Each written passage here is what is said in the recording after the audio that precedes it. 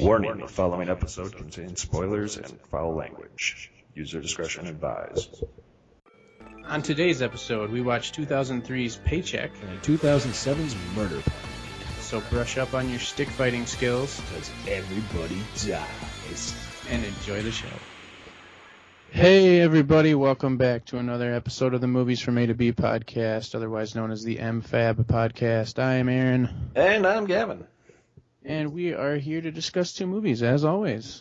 Like we do every week? Every week. Well, every episode. Every episode, at least. Yeah. Might not be on a weekly basis. We don't know. We hope. Yeah. But so, first on the schedule today is 2003's Paycheck, directed by John Woo, Ric Flair's favorite wrestler. Director. There we go. Yeah. Bad Starring joke. Ben Affleck, Aaron Eckhart, and Uma Thurman. Yeah, well, Gavin doesn't know what he's doing over there. Well, I didn't know. I thought you wanted to, you had a plan. Well, we should have a plan, but... Well, okay, when you announce your plan in the beginning, and then we don't do your plan, and you point to me instead like I'm supposed to have a plan, that's not how plans work. Okay.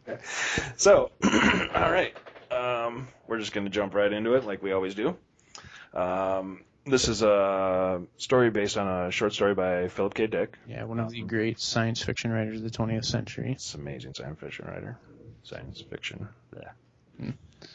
So this is centered around Ben Affleck's main character, Michael Jennings.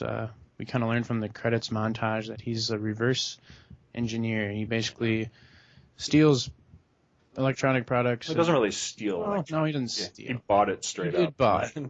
He buys them and then reverse engineers it and makes it better and sells it to another company. Yeah. So, but in doing so, every time he does this, he gets his memory wiped. So he has no recollection of doing this, but he gets a buttload of money for doing this. Tons of money, and he loses out on tons of time in his life. Yeah, which is at first it only looks like a couple weeks. Yeah, I guess the most they can do it is up to 2 months. 2 months, something like 8 weeks or whatever. the way that they do it. Yeah. Which is like going in and zapping his And melting his brain. But yeah. Which cannot be healthy. Can't be. So, yeah, from the opening scene we see that he worked on a project for this company. Yeah, fixed it, made it better. Their stock rose, he got money for it, and he just kind of goes to his apartment, which he was just paid $500,000-$600,000. Yeah, ridiculous amount. Kind of like a shitty apartment for somebody who just made that money, considering that he does this full time. But yeah, I mean, how much? It was kind of dumpy and plain. Dumpy and plain. I didn't even pay much attention to his actual apartment. It just seemed like, okay, this guy is, obviously well off. You'd expect him to have a nicer place. Yeah, well, this could have been one of his biggest jobs too. But yeah, there isn't much previous knowledge of him. Because he has a memory erase. He doesn't know. Last thing he remembers is racing in Monte Carlo or whatever the fuck. Yeah, well, maybe that's where all his money goes. He goes on vacation. Yeah, spends extravagant amount of money. I'm gonna go places. Yeah. But he goes back to his apartment, gets an invitation from one of his buddies to his wedding. Goes to this wedding. He meets this character, Rachel, who's played by Uma Thurman. Yeah, he seems really transfixed by her. Yeah. Hits on her and gets shut down. Immediately. Yeah. And you're like, oh, okay. Then he's like, well, I'm going to go talk to Jimmy. Yeah. And Jimmy is played by Aaron Eckhart. He pitches him a deal.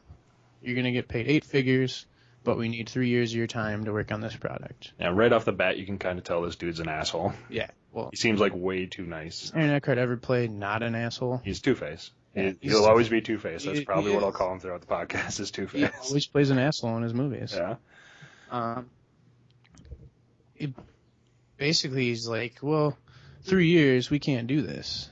They only go back memory wipes for 2. Originally I thought they said it was only 2 years, but then later on it becomes 3 years. Yeah, I thought it was, maybe it was. Because originally I'm pretty sure he says, we're going to put you back 2 years or whatever, but then you'll never have to work again. Yeah. One big job, one big heist, or one big, paycheck. That's when they use a titular line, by the way. Yeah. There it is. There's the title. Yeah. But he obviously has nothing really going on else in his life, so he's like, yeah, fucking, why not? 3 years, there's a lot of money. So next scene, he goes into Allcom, the place where Jimmy owns. this is like Two-Face.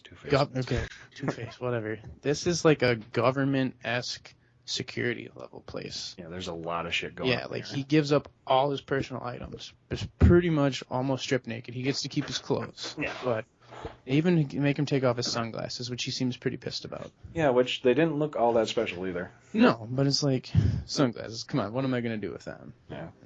You don't know, but... yeah, and then he goes into Jimmy's Two-Face's office, and they're like, this is how we're going to wipe your memory. We're going to inject you with this thing that's going to, like, plant itself in your brain. Yeah, chemical castration, essentially. Yeah, and he's just like, I've never seen this before. Okay, let's do it. Why the fuck not? And There's money, right? yeah, Money. gets injected with this. They go to take him to meet the guy he's going to be working with, Decker. Oh, he runs into Uma before that again, Yeah, they working run- in yeah, the they run biolab on- department. Yeah, she's a biologist for Jimmy. So they're like, oh, small world. Never Where- thought we'd meet again. Yeah, she kind of fucks with him right off the bat, because she recognizes him, obviously, and starts, making all the wind blow and lightning come and all that shit. Yeah, she's God apparently in there. She And can then- control everything. Yeah, and uses a robot hand to drop a flower into his hand. Which, they clearly have been flirting at the wedding, and now it's just a matter of time before they're fucking. Yeah, Matter of time. we'll get to that later. But yeah, he meets Decker, this guy he's going to be working with on this project, and then he wakes up 3 years later. Yeah, 3 years later. 3 not years. 2 years. Crazy. Yeah. And he's like, whoa, where the fuck am I? And they basically tell him, it's done, dude. Yeah. Go live your life. And he goes to check the stock he has in this company, and it's valued at $92 million. 92. He's like, holy shit. Okay, so he's all ready and excited then. He's got all this money. He wants to go get some of it. Yeah, go get a bunch of money, put the rest in fucking stocks and shit, and move along. And here's where the twist comes. Yeah. So he gets to the bank, and he's talking with whatever the lady's name was. I don't. Whatever her name was. But, and she says he gave all of his stock options away, so he literally has nothing from Yeah, this. he forfeited all his shares. Yeah. All he has is what he sent to himself, which was Mysterious envelope. an envelope with all of his goods that he left before he went into the treatment. Yeah. Which he opens and is like, nah, none of these are This is mine. my stuff. There's like 19, 20 obscure items. There's only 19 in there, but they tell him it's 20. Yeah. He figures that out a little bit. But he's like, whoa, these are none of mine. One's like one of them like hairspray or something. Yeah, like, it's hairspray. This is not mine. And they're like, no, you mailed this stuff to yourself. And he's like, what the fuck's going on here? And he kind of goes crazy and like just leaves and goes back to his place. And this is when he kind of notices somebody's in his house. He notices a door opens, so he shuts it, and then another door opens. Yeah. So, And he's like attacked by like 5 guys out of nowhere, and they tase him, and it's basically the FBI. yeah, the Federal Bureau of Investigation. And they kind of like haul him back to their little building, and they're like, okay, here's the lowdown. The guy that you worked with, Decker, he used to work with the government. He had this project that he got canned. The project got canned. The government didn't like it. And he didn't like that the government didn't like it. So he sold it to Jimmy. And it was like, I'm gonna work on it with you. You just need to get me somebody. And that's where Michael came in. Something like that. Okay, what you just said was really confusing. Decker's project was canned by the government. Yeah, So so he, he like- sold it to Jimmy. He sold it to Jimmy. But they have no proof that he sold it to Jimmy. Right. So, Mm-hmm. So, and this is where, like, we need to know what you did. And Mike's like, I don't fucking know. because he legitimately does not know. Yeah. He got his memory wiped. This is, like, huge downfall. So they try and go back in and, like, go into his memory to see if he's telling the truth. Which I thought this was funny how, like, apparently wiping minds and extracting memories is just commonplace in the future. Oh, yeah. And this wasn't even that Yeah. far in the future. I didn't even see. Was there a date? Did they even? It's not. I don't know if it's. Yeah, there is a date on like flashes briefly on a paycheck, and it's set into 2007. Oh, So- so this was 2003. It was. Yeah, when this was made. So they had a lot of expectations for 4 years into the future. We're gonna be able to do so much shit. But they say that. But this was based on a 1953 short story. So, So, yeah. I guess.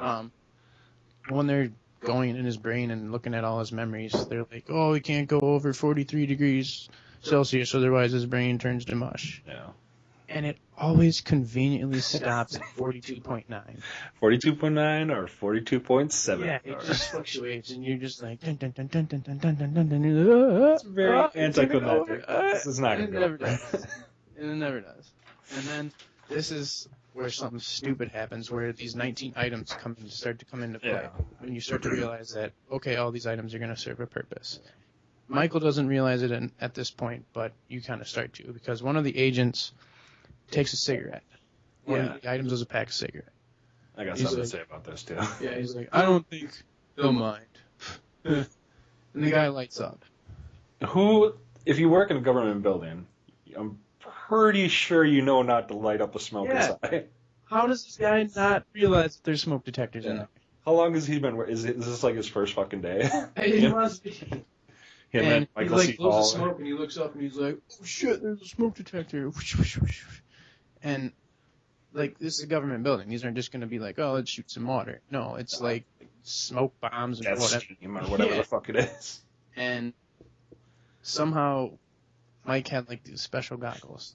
And his sunglasses that were in his personal effects or whatever. Yeah. His 19 items. And then he grabbed the sunglasses. And this is another thing. Who, in the midst of like being steamed and fucking smoked out or whatever the fuck, decides I'm gonna put on my fucking sunglasses at this point because I want to look cool while I'm about to get beaten to death by fucking FBI. Well, he's not gonna get beaten to death because he's got sunglasses. His magical fucking all-seeing sunglasses. You can see them, and he gets out of there, but not before grabbing all his items too.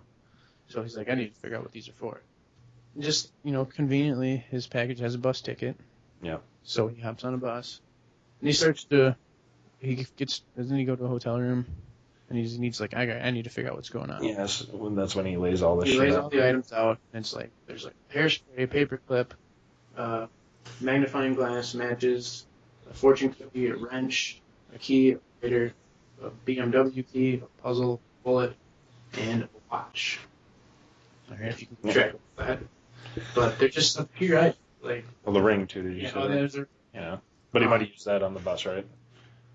Yeah, use it on the bus. Well, he didn't use it, but he used it. It served its purpose, and then he goes to meet his buddy Shorty, right? Is that his name? Yeah, Shorty. Aljima. Yeah, that's. It was really sad because this is like, you see him briefly in the beginning, and then he's not in the rest of the movie until the very end. Yeah. Which is disappointing because I love Paul Giamatti. He's such a good actor. He was really young in this too. Yeah, he was. He looks really young, anyways. Well, yeah. So he meets him at the train station. This is where Giamatti's like, voice of God. Like, all right, you need to figure out why you sold all that money. Well, the way I have it written down, he realizes what he made kind of before he meets up with Paul Giamatti. Well, I thought he figures it out as he's sitting there because he notices a lot of numbers flash on the screen, on the TV in the background, and that matches up with the fortune cookie. So he's like, I sent myself these because I saw the future. And he's like, I didn't know how to do this if I didn't have that piece.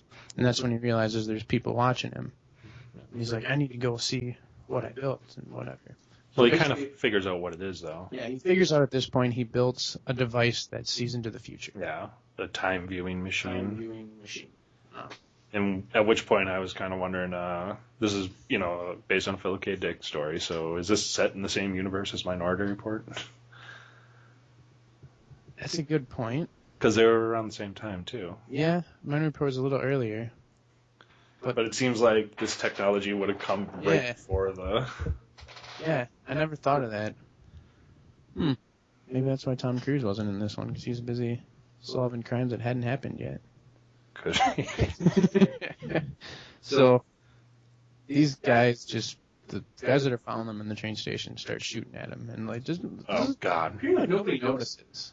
Like, oh my God, that glass just broke, that's weird. Okay, let's continue eating lunch. Well, they're really nonchalant about it. They make a point of showing that. That's true. Everyone has a newspaper with a gun in it. Yeah. So then a chase ensues. And it's when we say bye to Paul Giamatti for the time being. Yeah, for pretty much the rest of the movie. Hide in that room closet. We'll see you later. At which point, Ben Affleck turns into essentially a super spy. Yeah. I mean, I understand being a reverse engineering person is like a glamorous job, maybe, but Yeah. I don't know how you understand how to like disarm like 5 dudes coming at you at a time because of this. It's not a skill set you should have. Yeah, he's for somebody who sits in a room and fucks with computers, screams fucking nerd. Yeah. How does he know how to beat all these guys up or whatever? Yeah. So there's a huge chase scene between him and they go into like the subway station where he uses 2 more of the items, his hairspray and lighter.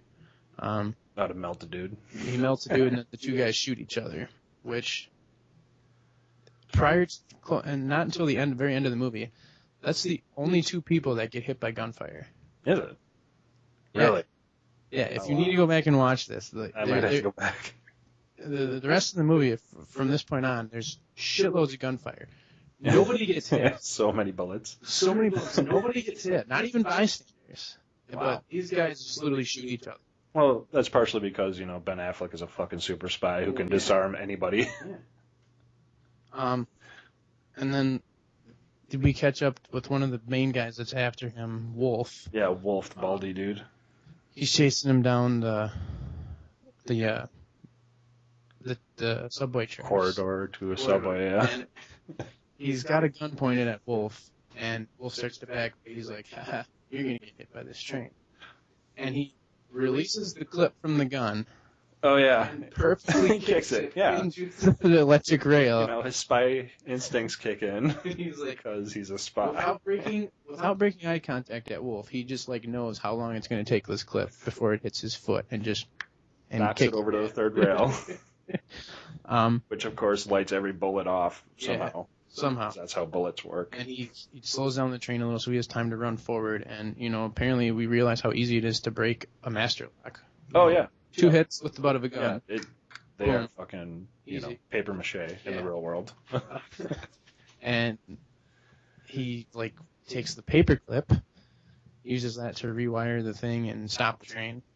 Yeah, luckily he knows how to short out train tracks. Yep. So that's nice.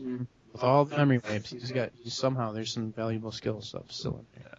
So he heads back to the apartment, finds out on the matchbox that was in there he has a restaurant reservation. Yeah, because, you know, yeah. Yeah. This is where you run back into Rachel. Uma. Jimmy tells her that, oh no, Two-faced tell her.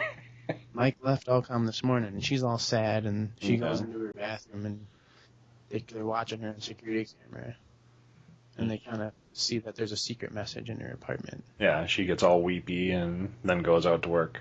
Yeah. And then they're like, she saw something, we have to get... Two-Face is way too fucking smart in this movie. Yeah, but this led to another point. As they're all trying to figure out what she was looking at, she gets out of this government-esque security building. Oh, yeah. Super easy. Super easy. It's like, here, hold on to my bag. I'm going to run upstairs. And then apparently somebody else had her bag up there. And you're like, oh, don't you need this? And she's like, okay, cool. And just opens a hatch on the door and just walks out. Just out. No security checks, no. Yeah, like, what the fuck? So at this point, on her way to the restaurant to meet Michael, Two-Face figures it out. Two-Face and Baldy Wolf are fucking figure out where the message is. They make a decoy who looks nothing like Witherman. Nothing like her. Like, they make like a computer-generated character that's like, we need to match her, and it's like, perfect. And it literally looks nothing like her. But the eyes are the same color. Because, you know, that's all Michael's going to remember. Yeah. So, any blue-eyed females out there want to go on a date with Ben Affleck? And she kind of, like, convinces him, because Michael doesn't remember her. Yeah. So he does think this is her. And he's like, he gives her... What, one of the All-Com badge? Oh, no, he gives her the All-Com badge. And he asks her... 19 items. He asks her, what's my favorite baseball team? She's like, who cares? Yeah. And this is when the real Rachel shows up and kicks her ass. Yeah. Just bashes her fucking skull with a bag. Yeah. And then a huge chase ensues. Huge fucking chase on, they use the key and they're looking for a car at a BMW dealership, and it turns out to be a BMW bike. He's just wildly running around clicking this, like, which car is it? She's like, you're looking for the wrong type of thing. And they grab a bike. And this in our last episode, we talked about the Italian Job, right? Having a bike chase. Yeah. This is the bike chase I wish was in the Italian Job. This was a far superior motorcycle chase. It was. It definitely was. A BMW motorcycle with that, too. Yeah, I'm not. They made motorcycles. I didn't know. I knew they made them, but I didn't know if they're any good. Well, apparently they are. Well, Especially, look, this is another point. He doesn't remember how to ride a bike. He literally turns and says, "Am I good on these?" And he's just you're okay. Like, okay, so he drives into traffic and fucking starts jumping shit. And yeah, it's like, okay, I guess I'm pretty good. So, like, how does he even know how to start it and stuff? But during this chase, Rachel drops the envelope. Yeah. So she's got to go back and get that, of course. She's got to go back. And he'll come back and get her. Right. That's what he says, and takes off on his own. She's running to grab it, and as she goes to bend down to get it, she gets shot at. And she's like, oh, shit, I can't bend another foot to grab it. I better keep running. My hand's right here, but no. I'll come back later. Yeah. Oh, and right after he drops her off, too, he decides to play chicken with a car on a bike. Who the fuck plays chicken with a car on a bike? When you're Super Spy Ben Affleck, you do. Well, yes, okay. He's Batman, remember? Yeah, Batfleck. But he basically like drives the bike through a pipe that the car, I don't know, thinks that it's wide enough to go through. Yeah. And I mean, it makes a nice explosion, but it was kind of a bad explosion because the car blows up from the back.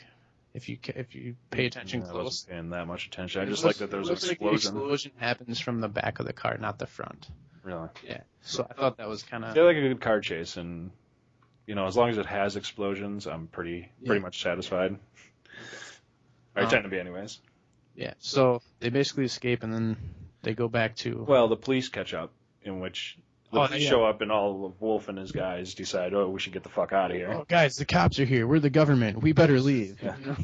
And I love it that the cops are like, pull over. We can help you. Stop. And all the time they're saying this, they are literally trying to run him and fucking Uma down. Yeah. They are not. They're shooting. They're fucking crashing behind him. There's no way in hell they are trying to get him out of this alive. No. So Mike and Rachel go back to the apartment, right? I'm thinking. I believe so. Or do they go somewhere where they're safe for the moment? Yeah, they go back to the motel or they go to a motel. That's right. And it's at this point that I start to realize, why does Uma Thurman always seem wet and or sweaty in this movie? That's a good question. Because at this point she's coming out of the shower again. Yeah. She showered twice already today. And any other time we saw her, she just like looks sweaty or she's wet or something. Just greasy, maybe. I don't know, maybe. It's just even at the party in the beginning, she looked wet. Like John Woo likes his women wet, apparently. Oh my God, I almost forgot that.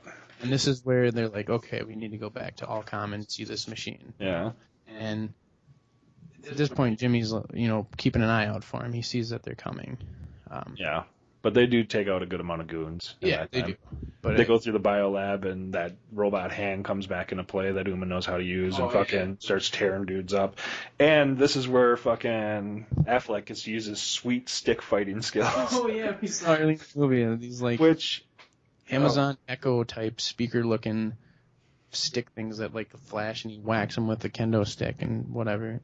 What I think is funny is earlier in the year, Ben Affleck did Daredevil. Oh, yeah. So he still had those fresh in his head, I'm guessing. Hey, guys, I totally remember how to do this from Daredevil. I'm just saying, I know how to stick fight. So he just pummels these, 4 or 5 guys with this stick. All while Uma Thurman's just kind of not cheering him on, but she's just watching from the background. And at the conveniently time, just pops in to help him. Oh, he's going to get shot. I better hit this dude with something. It's don't help during any other part of the fights, just when it's convenient. So, and this is where he gets over to his machine that he built, this gigantic machine that sees into the future. Yeah. And I built this. Yeah, he stopped. He's like, whoa, I built this. And they lock the door behind him, and he rigs it with a quarter to make sure nobody can break in behind him. And this is where I see a huge hole in the story. One of many. Yeah, one of many. But he had his memory wiped. He has no recollection of building this machine except for latent memory flashes. But somehow he just steps right up and knows how to work this thing. Knows where to stand, knows where to put his hands. He's fucking... Knows the buttons to press. Yeah. And it's not just one or two buttons. He's fucking hitting, like, multiple buttons. It's like he's, like flying a spaceship almost. Clicking combinations left and right, like... There's no way. There's no way. And when he tries to work it, he realizes, I put a bug in this thing. That's why it's not working. So he's like, I better go find it. And this is where he uses the crossword puzzle. Yep. To figure out where this bug is that the engineer that was working there throughout the last few days trying to find this bug could not figure it out. He finds in 2 minutes. Yeah. Well, I mean, he did have the help of the crossword puzzle. And 12 down. Because that was the one circled. Yeah, so they climb back upstairs, and then the machine works now. Yeah. And what does he see? Yeah, he looks into the future. It's super cinematic, like, apparently, like, what he gets to see. Like, I thought when you look into the future, you see what you would experience. No, you see cuts and... You see news articles, and you see shit happening in fucking Belgium somewhere or whatever, and it basically, with this new machine... shit just goes nuts and the world goes crazy and ends. Well, there's a huge war. The machine, like the machine sees that, there's going to be a war in 40 years, so we're going to blow these fuckers up now, and all hell breaks loose, and basically the machine predicts the end of the world. Yeah. So that's why that's basically why he gave up his money. Yeah, and decided they had to destroy the machine. So they go back down, and he's got conveniently one bullet. Yeah. He, straps to a piston and the cooling mechanism of this machine. He's like, there's 6 of these. It's just on number 1, so we got until number 6 to get out, because when that goes off, we don't want to be here. Yeah, it's going to blow up everything. Yeah. And he keeps seeing this vision of him on the catwalk in this biodome thing. Yeah, getting shot. And as they're trying to escape, they're up on the catwalk, and they're like, this is what I've been seeing. Oh, God, I just want to point out that this is a John Woo movie. Yes, it does. Fucking does. They open the door, and through all his visions where he sees this door open, it's just been a bright light. But at this point, he opens the door, and there's a fucking dove. And you're like, this is a John Woo movie. I forgot about Almost forgot. But yeah, and this is when Jimmy's confronting him. It's when they've gotten Rachel held hostage, and what is his watch goes off. Yeah, and it says go, go, go. It says go, go, go, and it's basically like, we should duck. Yeah, so they duck, gunfire. Two-Face gets a bullet in the chest. And then they're like, we gotta go because number 6 is gonna go off. Piston. So the piston releases into there. They show back to Wolf, who's standing in the machine because he knows how to work it too. Oh yeah, apparently everybody knows how to work this. This is the easiest fucking machine to learn. Took 3 years to build, but anybody can use it. So he's watching his future, which is him blowing up the machine. What? Is it an explosion? When is this going to happen? Right now? Shit. So the machine just gets blown to smithereens. Which was really kind of disappointing because I really wanted to see a showdown between Ben Affleck and fucking Wolf. Yeah. That dude was a dick too. He deserved at least a fight. From the train sequence earlier where he kicks the clip, there should have been a better fight. He was the number 2. He should at least Uma Thurman should have taken him out or something. Yeah. Felt like there was something missing there. Also of which, one of the other agents that was following, I know you noticed who it was. Who, Dexter? Fucking Dexter. Yeah. Michael C. Hall in this movie. So then there's let's see. The machine explodes, Jimmy gets shot, they escape. Yeah, all the bad guys are dead, all the good guys are alive. Yeah, and you're like, okay. So we open back on them, and we see Paul Giamatti's back, and they're running a garden somewhere, right? Or a nursery or a greenhouse or some shit. And there's these parrots that Uma was just enamored with at Allcom that they kept. One was a parakeet, and I'm pretty sure the other one was the dove. Yeah, they did not look similar at all. One was white, one was green. Yeah. They're family. They're her family. Family, of course. And this is where he's like, wait a minute, this seems familiar. And he goes back to read his fortune that was in the items, and it said something about if you look somewhere, you'll miss the treasures below. Yeah. So Like, oh, that's a caged bird, of course. Why would that? this all makes sense when it really is like doesn't at all. Yeah, no. This is the most obscure thing that could, make sense with the fortune cookie. And he pulls out the tray, the shit tray. Yeah. Like, oh, there must be something under all no this shit on that, bird by the crap. way. Yeah, like these birds don't poop apparently. They haven't pooped since he left, essentially. And he lifts up their shitty newspaper with no shit on it and finds the lottery ticket. Of course. For $9 million. $90 million. Yeah. So, which is kind of shitty because his stock was estimated at $92 million. Yeah, so he had a net $2 million He doesn't loss. have to pay taxes on all that. He's pretty much fucked. Yeah. He's like, I'm only going to make 70-some million? This is dumb. So, but yeah, and that's where the movie ends. Everyone lives happily ever after. Credits. So, yeah. You want to go first, or Shane, want me? Yeah, go ahead. Well, let's see. I got a bunch of pros and cons on this. I mean, it was action-packed. It was a fun plot. And there's a good cast. Some decent acting. I mean, a few things I didn't like is the soundtrack. Pretty much non-existent, except for there was one fight scene where it got kind of techno-riffy, which I liked. Mm-hmm. But it was very short, and I wrote it down, but it really didn't pull a lot for me. And then it was really reminiscent of Minority Report. Just the world. So, I mean, that could be a good thing or a bad thing, I guess. All in all, on a scale of 1 to 10, I gave it a 6 out of 10. Okay. It's a fun ride. It's something I enjoyed watching. I'm not sure if I'd watch it again, but... Yeah, it's good for a one-time see. Yeah. I'm not going to be too far off from disagreeing with you there, but it did seem like, now that you said that, it did seem a little bit like Minority Report. Even though this was based on a Philip K. Dick short story, I still think it was kind of an original idea. Oh, yeah. There was never a movie sort of like this somewhere before. I mean, there's definitely a lot of similarities. I'm just saying. Yeah. Very reminiscent. It said very good action sequences. Yeah. It was awesome. Like I said, this was the bike chase I wish was in the Italian Job. It really got me. When I originally saw this movie, I was a teenager, and I obviously wasn't smart enough to notice that my whole plot hole with him knowing how to work the machine.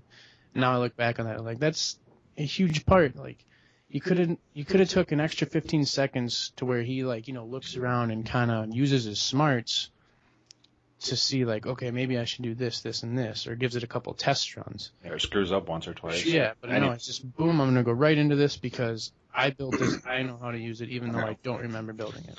So, yeah, I'm gonna give this a 7 out of 10. 7 out of 10. I mean, it's not bad. It's a thrill ride. It is. It's fun. Quick pace. It keeps moving. There's not a lot of downtime in it. So yeah, but yeah. So IMDb is right in the middle of us. They give it a 6.3. Yeah. So yeah, if you haven't checked this out, it's definitely worth the watch. It's definitely worth a check. Yeah, it is a great cast. A little trivia about this, as we mentioned, Dexter, Michael C. Hall was in this. This was his feature film debut. Really? This is his first shit? This is his first movie he was ever in. Also, there's like a running joke or gag or just, thing in the movie about Ben Affleck's character being a Red Sox fan. Yeah. Well, it was originally he was supposed to be a New York Mets fan. But seeing as in every movie Ben Affleck's ever in, he has to make it known that he's a Boston Red Sox fan. Gotta fucking shoehorn it in. Yeah. He convinced John Woo to change it to a Red Sox fan. So, in case you haven't known, Ben Affleck is a Red Sox fan. Yeah. If you've never seen any of his movies, that's the only way you wouldn't know this. But, yeah. So, yeah, all in all, this is a good movie to check out sometime. Any other final thoughts on it? No, not really. You want to cut the break? Yeah. All right, we're going to take a short break, and we will be right back with the second half. If you're enjoying the show, stick around for more intellectual quips like... Jesus Christ, I had to do a better than that. You fucking scared the dog. Good. What are you looking at? Poop. Alright, we're talking about stuff and things are happening. And welcome back to the MFAD podcast. This is Gavin. I'm Aaron. Gavin, are you ready to party? Why, yes, Aaron. I am ready to party. Because the second half is a party. What kind of party would it be, Aaron? It's a murder party. And We watched 2007's Murder Party. Murder Party. One of my faves. But This is directed by, let's see here. was there a Directed by Jeremy Saulnier, starring Chris Sharp, Kate Porterfield, Tess Porterfield, and a couple other people. I have None no of these idea names who you're they going to are. remember or ever hear again. Yeah. Which is fine. Yeah. But, yeah. I guess let's kick off the second half. I love the opening. I'm just going to point that out straight up. Because The it's Halloween aspect of it. just the almost desolated streets. You see this scenes of kids running. You know, you see the pumpkins. You see... It's very 70s, 80s horror. Yeah. Which Okay. is You what get the idea that it's obviously Halloween. Yeah. And we open on, you know, just a couple scenes of Halloween, and then goes to our main character's house. Chris. Yeah. I don't know. Yeah, that's all I can call him. Yeah, no, you can call him Chris. He's just Chris. He looks like other stuff, I'm sure. Yeah. I can't think of anything, so he's going to be Chris. So he lives at home with his cats alone. Sir Lancelot, his cat. Yeah. You see him getting movies in the beginning. It's Halloween. It's Halloween, yeah. So he's going to spend a night in watching VHS tapes, you know, because that's what lonely people do. Until he finds a mysterious invitation. Just to a what? To some sort of soiree. Yeah, some gala event. A murder party, to be exact. Invitation says murder party, come alone, has an address. Yeah. Pretty straightforward. Yeah. Which, you know, that is ominous. Ominous. Yeah, come on, get it out. At all. I mean, but if I saw that, I would definitely not go. Of course not. But you get the feeling that Chris is kind of a loser. He doesn't have many friends. You know, he's like, hey, maybe I should go do something. Yeah, he literally talks to his cat. And his cat just tells him to fuck off, basically. He goes to sit down, and he's like, Sir Lancelot, could you please move? And the cat just stares at him. Like, okay. He's got kind of like a childlike innocence, this guy. Yeah. I mean, he takes a smashed pumpkin off his porch and makes pumpkin bread. With raisins. With raisins, of course. And then, you know, he takes a bunch of cardboard boxes and duct tape and makes, like, the best fucking costume. The best or the worst, depending on how you feel about it. Yeah, it's what a I can say the best. It's a knight's uniform, basically. Yeah, and that's improvising at its best, if you ask me. But this whole time, he's got like 5 bags of candy corn and puts them in a dish, right? Yeah. Which, who the fuck buys candy corn? Yeah, I was gonna ask you, like, what's your feeling on candy corn? That was one of my notes here. Is who the fuck buys candy corn? Like, are you a fan of candy corn? No. I'm hit or miss with it. Really? Yeah. How? I don't know. Why?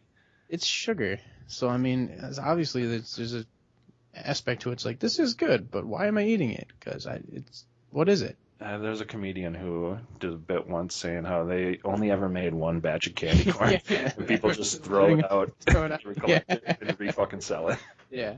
So... But yeah, that's his trick or treat candy. That just shows you how big a piece of shit this guy is. Well, originally he was just going to eat it alone in his house while watching movies. He only leaves it outside because, you know. He leaves and says, "Help yourself," which, yeah. But I kind of got the feeling that he is creative in a sense. You know, he made a knight's costume out of cardboard boxes and pumpkin bread out of dime. So it's like he's got has good ingenuity. Yeah.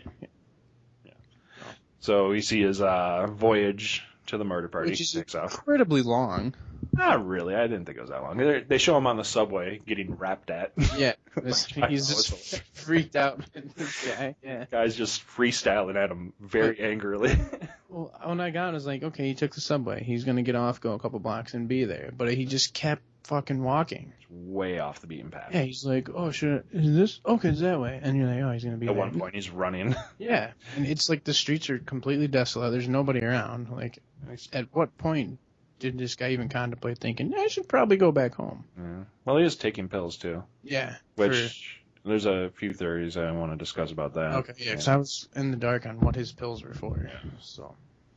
But later on, we'll talk about that. He eventually finds the party, which is just some old warehouse. Creepy warehouse. He goes in, and there's 5 people there. Somebody dressed as a werewolf, a cheerleader. I thought it was a magician at first, but it turned out to be a 19th century vampire. Some chick all in white and... Who is Daryl Hannah replica from Blade Runner. Okay. And then one of dressed like a baseball fury from the classic movie The Warriors. And they're just like, kind of like, oh, hey. They're all kind of surprised that somebody showed up. And what do they instantly do? Well, they try to axe him in the head. Yeah. Well, then they tie him up, right? What's that? They tie him up. Well, after they, he's coming at him with the axe from behind and gets tangled in the light and pulls the string and he sees a shadow, so he's like, fucking get him. So they all dogpile him and drag his ass in there and tie him up. Mm-hmm. At which point we kind of find out what their deal is. Yeah, they're all artists. Yeah, they're all artists and they're all after grant money. But they're not like, oh, I'm going to draw a picture or I'm going to paint still life artists. They're like... Well, they are like that, though. But, like, literally, the baseball fury dude is a painter. Yeah, he's painting. I mean, the 19th century vampire, he's a photographer. Okay. The filmmaker. Lexi is a filmmaker. Yeah. I never found out what Sky was. Well, yeah, it's because Sky, the cheerleader, falls. She's eating, Oh, she's eating the raisin bread, right? Yeah. She's eating a bunch of raisin bread. Raisin bread. Pumpkin raisin bread. And she, asks what's in it. Is it gluten-free, pretty much? Is it this, is it that? Making the gluten-free jokes, yeah. Ladies and gentlemen, I am a gluten-free person, so, but... Yeah, you can't have Oreos. Yeah. Fuck. Yeah. So, if there's anybody out there who stands with me, I feel your pain. Gavin's an asshole, but... Who loves Oreos. Oh, that's a story for another day. But whatever. Anyway. So, is she like allergic to raisins or something? Yeah, well, it wasn't the raisins because they weren't organic. So they weren't. They had preservatives, so she just gets a little woozy. She gets woozy and falls and pipe sticks into her head a little. She's dead. I love that. At this point, it smells like fresh cut grass. Yeah, and they peel her back. She's like a huge gash in her head, and she's just dead. And at this point, I'm like, okay, because I felt the movie was a little slow. There wasn't a lot of dialogue, and I'm like, when's people? It's literally within the first 10 minutes. The first 10 minutes, yeah. One person dies. I'm like, all right, this is gonna be a good movie. Murders are gonna start right away. Yeah, that's the first murder you see. Let's just continue. Yeah, we'll get there. But yeah, so they're like, shit, we can't have Alex, the guy who's going to come and give him grant money, see her that she's dead. So they just stuff her in a cooler. Yeah, they just throw in a cooler. No remorse. They're friends, right? Yeah. If one of your friends just tragically fell and died. They're talking $300,000 grant money here. Still, can you put a price on friendship? Apparently, according to these guys, you can. And Wolfman did freak out. Yeah. He was pissed, and he runs up, and he has this Sky, the cheerleader that just died, had brought a big jug of acid that they were going to pour on. That's what she wanted to do, is pour a bunch of acid on him, kill him that way. Yeah. So he runs and grabs the acid, pours it all over him, and just freaks out, and then immediately regrets it. And he's like, I'm so sorry. Just backs off. The funny part about it is, what kind of acid was it? Oh, I can't even think of the name of it. I don't know what it is, but it's known by a more common name. Vinegar. It's vinegar. So it literally did nothing but just smell a little bad. This entire time, they do use a neat roving camera shot. It's not like a camera that cuts across from the room. The camera kind of like just moves with the actors. Yeah. And it's just like almost one big continuous shot, which I really like. The cinematography really cool. is really good. Mm-hmm. So they roll her up, and he's like a burrito? No, like a blintz. Yeah. They throw her in the freezer, and shortly after, Alexander... Yeah, this is when Alex shows up. Yeah. And this is when I first noticed it, and you do notice it more, but the guy dressed as the Baseball Fury, what was his name? Bill, yeah. He's just sitting in the corner playing a PSP. Yeah, just playing a game. Yeah, a PSP. I noticed that right away. I'm like... not the PS Vita, the PSP. Yeah, this is 2007. The ultimate handheld gaming. So I still have one of those. Yeah, I probably do somewhere too. But yeah. So yeah, Alex arrives, and is this when he just like rips on Paul? Oh, he's immediately a dick. Yeah. Yeah, like immediately. Like I did not like this guy. He came in dressed like a generic ass vampire. He's like, I'm a vampire. Yeah. He's like, what are you, Paul? And he's like, I'm a 19th century vampire. He's like, yeah. Those are really nice fangs. Like, yeah, they're actually resin. They cost a little money. Take them out. And then he had brought his friend along. Alex brought his friend. His who's friend, Zyko. He's like this Russian drug dealer. Yeah. Yeah. It's his drug dealer. Probably next to Bill, my favorite character in this movie. Just because Russians are That's, bad. that's your top two? Fuck with Russians. Yeah. Top two. Yeah. Well, yeah, so Zyko pulls out a gun and, aims it right at Paul. And it's like, okay, so he takes his fangs out. And he's like, I'll take your vampire shirt off. Now take your vampire pants off. He's wearing a t-shirt and a fucking thong, right? Yeah, he was wearing a weird-ass thong. It's fucking weird. Could have gone without seeing that. Yeah. But, And they all describe different ways they want to kill him to Alex because they're trying to impress him, like staple a pancake to his face and throw him in front of a bus. Yeah. It's weird. Just weird avant-garde art shit. And he's just like, yeah, okay. And at the other, where they're discussing this, are they discussing food at some point too? Oh yeah, when they decide to discuss food, but yeah, that Alex is going through this big speech where he wants the cause of death to be art, and he wants to be hyper art and all this shit. Yeah. And you can tell this guy's pretty much a douchebag. Yeah, like I said, I did not like him. Just the look of him, I was like, okay, this guy's a douche. Hate this guy. I hope this guy dies. Yeah, they're discussing what they want for food, right? Yeah, but no. Before that, though, because Alex decides how they're going to do it. They're going to kill him at the witching hour by stabbing him. Okay. Which is, if you ask me, the most uncreative way of killing someone. We're going to wait till midnight and stab a dude. I mean, there were so many other... Nobody's done that before, you sure? Yeah, it's maybe once or twice. Okay. But, okay. Then they discuss food. Okay. And... Chris escapes. Yeah, they turn around. And this was a funny, chase, because he winds up in a utility closet, and he's like, I love this part. He's like, oh, shit, I'm trapped. He's looking around, looking left, looking right, seeing all the stuff. Doesn't he grab a fire extinguisher? Yeah, there's a fire extinguisher here, there's tubes over here. While he's looking around, the rest of the people actually, are outside the utility closet waiting for him to come out. And he kind of opens the door and, throws the fire extinguisher and does a quick juke move. And runs to the side. Runs to the side, and they're just like, huh? What the fuck just happened? It was the greatest setup ever. You think, oh, he's going to MacGyver some shit. He's going to come out with, a fucking spring-loaded fucking fire extinguisher propelled grenade or something. He kicks open the door. Bubblegum as fuel or Yeah. something. And he just throws a pile of shit and fucking goes. Just like, weird. And they eventually recapture him. Yeah. This time they chain him. Yeah, they chain the shit out of him. That first time, morons. At this point, we realize just how much drugs Zyko has because they all start doing them. They all kind of go about their business, waiting for the witching hour to show up. You see Lexi getting banged by Alex in the back. Yeah. Which you find that this is where we kind of find out that werewolf dude loves Lexi. Yeah, loves Lexi. Because Alex comes out and what was the line he said? It was, Lexi's pussy screamed at me. And then he just... Yeah, but so they start to play Extreme Truth or Dare. Yeah. With this truth serum that Zyko brought. Barbiturates. Yeah. And this is a really dreary scene. I literally got drugged down by this. Watching it, I'm just like, God, I feel so fucking depressed now. It's like, there's no music during it. No. It's just them talking in monotone voices about, just telling secrets. It was super dreary, But they do a nice bit about bad puns beforehand. Yeah. Oh, yeah. With Chris. Chris actually gets into it. They all just go around making bad puns and then... Based on their costumes, pretty much. Yeah. Chris, when it through his ball gag, he gets their attention, and he's like, oh, I have one.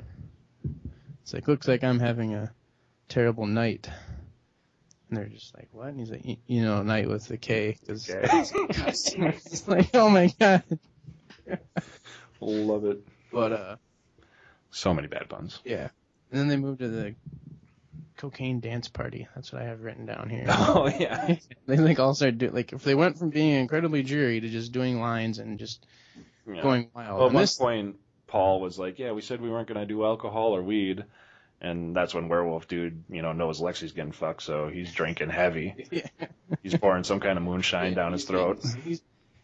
Did it seem like he took a drink and then poured it all on him and then took another drink? Yeah, and poured it all on. What, do you have a magical flask That of was- fucking yes, moonshine. a magical moonshine jar. But yeah, and then during this cocaine dance party, isn't that when Alex fucks Paul? Yeah, he gets a look at Paul and decides he's going to bang him, apparently, because one of the secrets Paul had revealed was that he thinks he's bi. Yeah. So he's getting railed in the back. Exact type of shot. Yeah. Alex was fucking Lexi. He's fucking Paul. Through the window. It's just great. So the witching hour is nearing, and Alex starts to recite the Raven. Oh, God, wait. Baseball Fury guy. He is painting, and they're all super jealous of his work. Yeah, okay. Because he's the only one who actually is doing, like, quality shit here, apparently. You never get to see his painting, though. No, which I you was kinda don't. bummed about. Yeah, I was kind of hoping to see that, too. He kind of left wondering what it was, because he just talked shit about it. Well, So- Alex sends him out to check on the dog, which cuts to this little scene where he's just berating the dog for some reason. Because he thinks everybody, wants him out of the collective. Well, they actually told him that they want him out of the collective because he's too good, and, So But- he's just... This guy through up until this point, or in a little bit in the near future, he's just kind of just sits there and just like, yeah, whatever. Yeah. Well, everybody else is talking. He's just like, I don't care. Yeah. When they're discussing he's food, that guy. he's like, I'll eat anything. I'll eat anything, yeah. They ask him again, I'll eat anything. Yeah. And then Paul has an assistant come in, right? Well, way before that, Alex sends a dealer to go get crack, sends Zyko out, and at that point, Wolfman goes to smoke. And Oh, yeah, that's right. he happens to be covered in moonshine, a Yeah. very flammable substance. So when he goes to light it up, he lights up, literally, Yeah. burning he's quite a just- bit. How- And He's just screaming in pain. that's when the assistant walks in. Okay, yeah, that's when she comes in. And I don't... Did they ever say she was in? She knew it was going down? No, She just walks in and starts setting up photography she thought equipment she like was- nothing ever happened. she thought she was working on art installation. Yeah. So I'm sorry, you don't notice the guy chained up with a gag in his mouth and he's just like, oh, help me. And she's like, cool. it'll be fine. I've done shit like this before.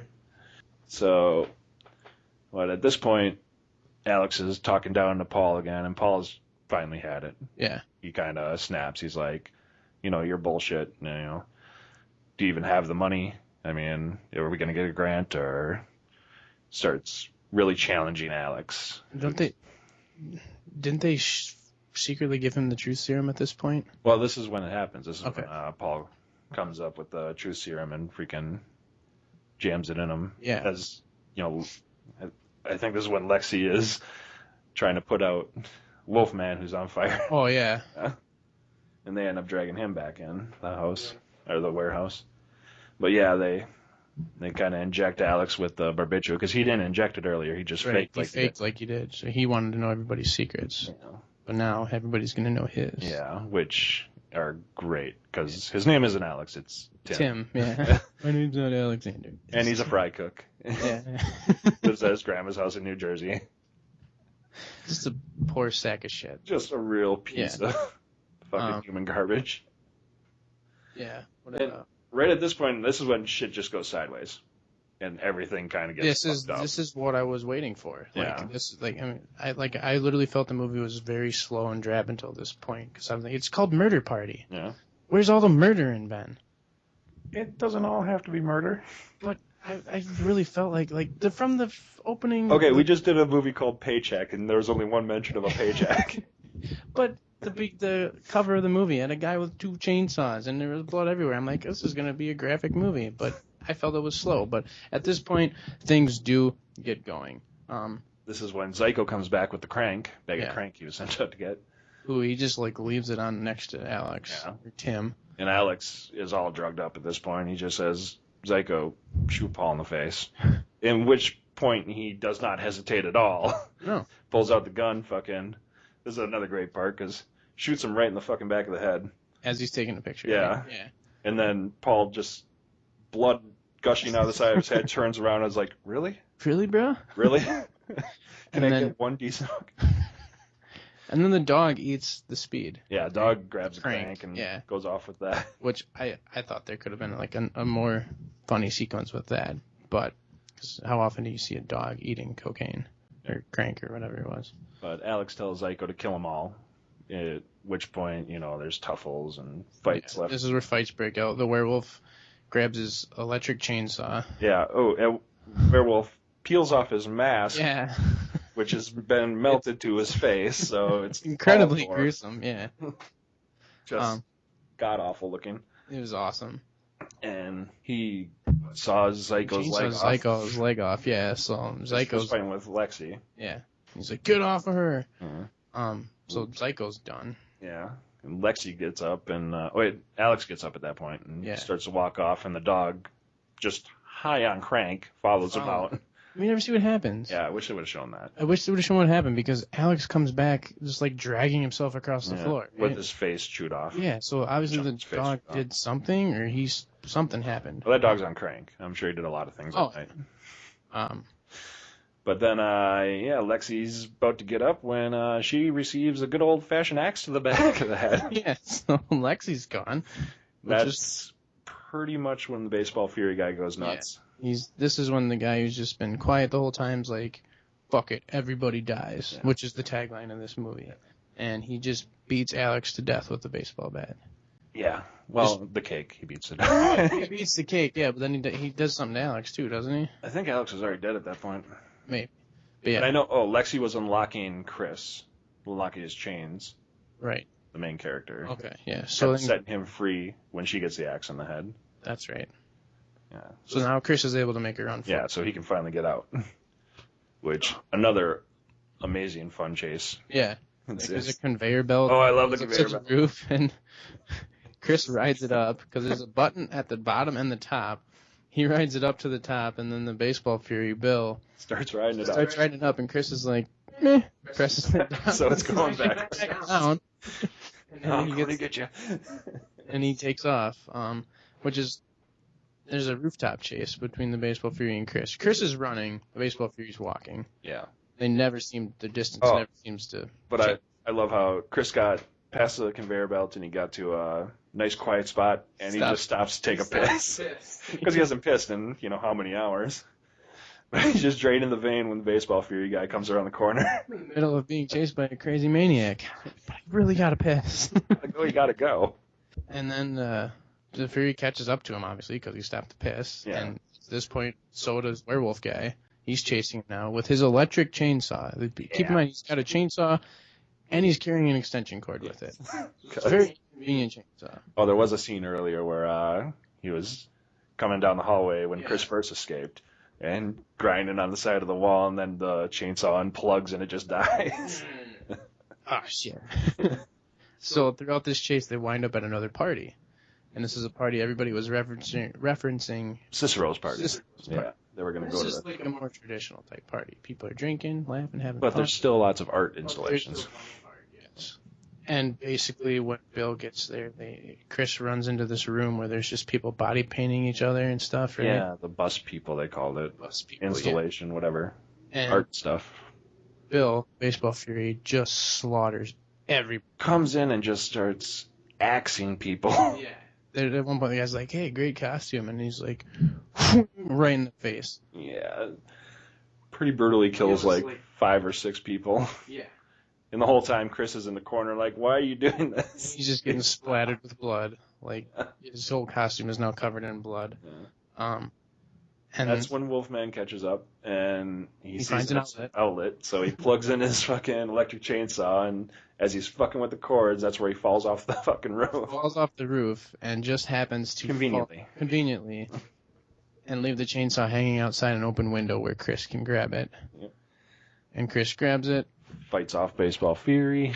Catches him in the face with it. And just saws the shit out of it. And it's like a good 30 seconds of you just staring at him with the saw. Just screaming. It's But yeah, after all that's done, it's literally this was like a white room, right? Yeah. And now it's just completely covered in blood. He throws a jack-o'-lantern head over the Baseball Fury and just kind of walks out. Just kind of walks out. Goes up security guard, types 911 on a phone, says it's for you. And Chris leaves, and then everybody goes into the room, and they're like, oh, this is amazing. This is some great attention to detail. They think it's art, but everybody's dead. Action. It's very, very progressive. Yeah. And then Chris returns home. This is fucking crazy because he's just covered in blood. Probably had the most weirdest night ever in his life. And he just grabs his bowl of candy corn, which isn't fully gone either. Oh, there are a few homages you probably missed, but Probably did. But it's when he's leaving the party, he slams the gate just like Texas Chainsaw Massacre, Okay. which is, well, pretty significant. I mean, in the beginning of the movie, when that whole beginning opening was similar to the original Halloween. That's what I thought. And when he's on his way home, the subway skyline is very reminiscent of like the Warriors. I mean, there's a lot. If you go through it and look, you'll see a lot of little nuances that they put together for. And I'm not a huge horror fan. I mean, I'll watch from Gavin is a huge horror fan, so he's the one who obviously caught these. I didn't, and this might affect my rating of the movie, but we'll get to that in a minute. He's on his way home, and his watch goes off, so that means he's got to take his pill again, which he decides to just fucking toss. Which, my theory on this is they've got to be like either antidepressants or anxiety pills. Yeah, or something. Because he never had any, like, actual physical ailment. Like, yeah. At first I thought, oh, maybe he's got a heart condition or something. Maybe this was him venturing out and, after fucking the night he had. Could be. I mean, there's nothing more anxious than dealing with something like that. But he gets home and it's like nothing happened. Yeah. Watches Scarewolf. Yeah, watches Scarewolf. He just talks to the cat again. Sir Lancelot, can you please get down? And he stares at him for about another 30 seconds. And this time the cat actually moves, right? So the cat notices the change in him. Yeah. He just sits down covered in blood and just watches TV. And credits. That's how it ends. So, yeah. So you want to go on this one? Yeah, I'll go first on this one. Like I said earlier, I really expected this to be more action, I guess. It was slow until the last 20 minutes when people started going crazy. I guess maybe my preconceived notion going into this, that murder party with a guy on the front covered in blood and chainsaws, I thought this was going to be 80 minutes of just straight murdering people, but it really wasn't. Maybe that kind of affected it. Well, there might be something you have to get used to. I mean, I did give you a movie called The Item. Yeah, with the tagline of something's dying to get out. So, it was sort of funny. I mean, I thought it was going to be funnier. But there's some great gore, awesome kill sequences, and I really, really liked that roving camera shot. Yeah. They used that several times. That was super cool. This isn't a great movie, but it's not a terrible movie either. I'm going to give it between a 5 and 6. So roughly 5.5. We'll give it that. I'll give it on the upper side of a 5. Keep doing those point systems. That's kind of going to mess up the statistics if we ever do statistics.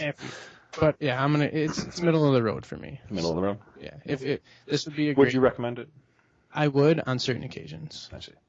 Like, this is not a movie to watch on your honeymoon. This is a movie to watch, on a Halloween night, or, if you're a kid and you're having a slumber party with friends, you want to have a movie marathon. This would be a movie like that. So, or if you're just a fan of classic horror, yeah, I think you'd enjoy it. On my end, this is a classic example of a quality B movie.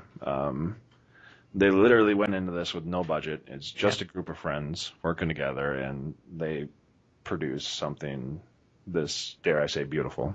Yeah. When you talk about it like that, yeah, it does make this, which if people knew that going into this, I think it'd be respected more. But there's a lot of good music in it, and I love the soundtrack. If it was an actual soundtrack, I'd probably buy it somewhere, but there's references galore, and like you said, the gore is just freaking awesome. I mean, when it does happen. But there's a lot of good comedy, too. I thought the comedic timing in a lot of the scenes was just spot on. The thing that I liked was that, or I didn't like, excuse me, they used dildo a lot. Yeah, they as do. a running gag, and it's like, in a sense, I can see that's funny, if you just want to keep a running gag going, like they did in Cannibal with Spadoinkle. Yeah. But they used that perfectly. I just think they overused dildo too much. Like, I think it would have been better if they used dildo to just rip on everybody constantly. Come up with something new. I would have liked that better. See, the reason I'm pretty sure they did that was because it seemed like they were making a jab at the whole art community as a whole. Okay. And I mean, even Cicero said dildo. Yeah. I mean, everybody in the art community was kind of fake and trying to do something spectacular, and just feeling like Alex's character. I mean, he was the most uncreative, unfucking Right. artistic person in the entire fucking movie, and he was the one that was revered by all of them. Douchebag. Yeah, because they had money, so they're all after that money, and it just seemed like a big jab at. Is it safe to say anybody who's named Alex in movies we watch is going to be a douchebag? Starting to think that's a trend. Who's going to Alex die is an a awesome douchebag. death? Yeah. Hopefully. Yeah.